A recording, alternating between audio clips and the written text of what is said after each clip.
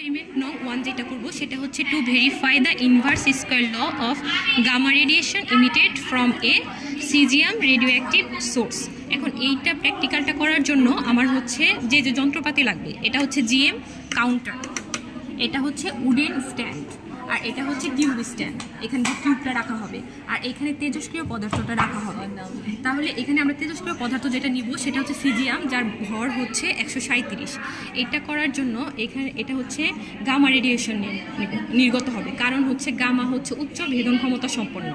প্রথমে আমরা হচ্ছে এটার জন্য দুইটা টেবিল করব। দুইটা টেবিলের প্রথম টেবিল যেটা করব সেটা হচ্ছে ব্যাকগ্রাউন্ড কাউন্ট করব, যে এটা তোর হচ্ছে তেজস্ক্রিয় পদার্থটা ছাড়া আর কি, তেজস্ক্রিয় উৎসটা ছাড়া আমরা যেটা কাউন্ট করব সেইটা। এটা দরকার নেই, এখানে শুধু এই টিউবটা লাগবে।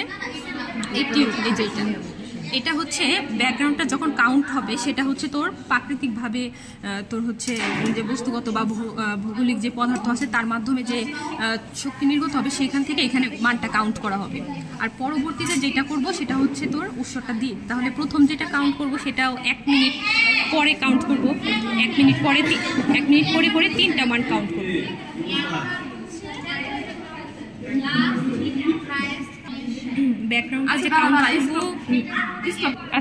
আচ্ছা, তারপরে সেখান থেকে অ্যাভারেজটা বের করব, সেটা হচ্ছে N1। তারপর টেবিল 2টা করব, সেটার মধ্যে আমার সোর্সটা লাগবে। সোর্সটা হচ্ছে এখানে দিব, সেটা হচ্ছে সিজিয়াম।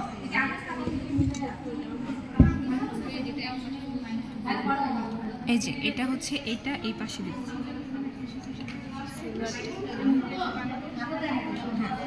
এটা হচ্ছে আমার টিউবের যে এই বরাবর দিব। তাহলে এই সিজিয়াম উৎসটা যখন তেজস্ক্রিয় পদার্থটা যখন এখানে দিব তখন তো এটা হচ্ছে রেডিয়েশন হচ্ছে। আর এটা হচ্ছে টিউব, এটার ভিতরে হচ্ছে তোর নিষ্ক্রিয় গ্যাস থাকে আর্গন। এই আর্গনটা থাকার ফলে এখানে হচ্ছে নিষ্ক্রিয় গ্যাসটা থাকে।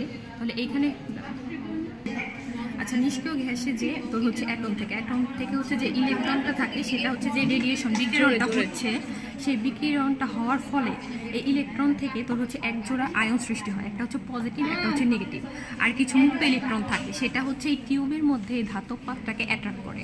তাহলে ইলেকট্রন যত বেশি ফ্লো হবে কারেন্ট তত বেশি ফ্লো হবে, আর তোর হচ্ছে কারেন্ট যত বেশি ফ্লো হবে তোর হচ্ছে এই জিএম কাউন্টারের তোর কাউন্ট সংখ্যাটাও তত বেশি হবে। এটা আবার নির্ভর করে দূরত্বের উপর।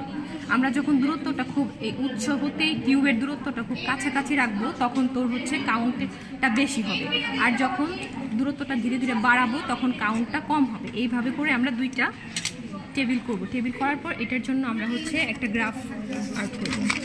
গ্রাফটা হচ্ছে এক্স অক্ষ বরাবর হচ্ছে log 1/d এবং ওয়াই অক্ষ বরাবর হচ্ছে log n। সেখান থেকে ওই মানগুলো বসিয়ে একটা তোর হচ্ছে এখান থেকে আমরা ঢাল নির্ণয় করবো। ঢালের মানটা হচ্ছে 2 অথবা 2 এর কাছাকাছি হতে হবে। এটা হচ্ছে এক নং এক্সপেরিমেন্ট। আচ্ছা, টেবিল 2তে হচ্ছে তাহলে আমরা এখানে মান বের করব হচ্ছে ডিটা কীভাবে বের করব, এই যে উৎস স্কেলটা নিব সেন্টিমিটারে বের করব। এটা হচ্ছে টিউব, এই টিউবের এখান থেকে উৎস পর্যন্ত কতটুকু দূরত্ব সেটা আমরা সেন্টিমিটারে নির্ণয় করব। এইভাবে করে সেন্টিমিটার নির্ণয় করব। আর হচ্ছে এইটা হচ্ছে যে অন করে যখন এইভাবে রাখবো এই দূরত্বটা হবে তখন হচ্ছে এখানে মানটা কাউন্ট করব। তারপর ডিটা যেটা বের করব সেটাকে 1/d বের করব। পরবর্তীতে যে মানটা কাউন্ট হবে এখান থেকে সেটা হচ্ছে N2 এর মান, আর N1 এর মান প্রত্যেকটার জন্য একই হবে, কারণ এটা হচ্ছে ব্যাকগ্রাউন্ড কাউন্ট করা হয়েছে, যেটা হচ্ছে উৎস ছাড়া। তারপর N বের করবো যেটা সেটা হচ্ছে N2 - N1, আর log 1/d আর একটা হচ্ছে log n। এই যেটা এই log 1/d আর log n এই দুইটা আমার লাগবে, কারণ হচ্ছে গ্রাফে আমি এক্স অক্ষ বরাবর এবং ওয়াই অক্ষ বরাবর বসাবো এর জন্য। তাহলে এই যে দূরত্বটা চেঞ্জ করে করে মানগুলো নেব। এখন এখান থেকে নিয়ে আবার সেন্টিমিটার দেখবো কত হয়।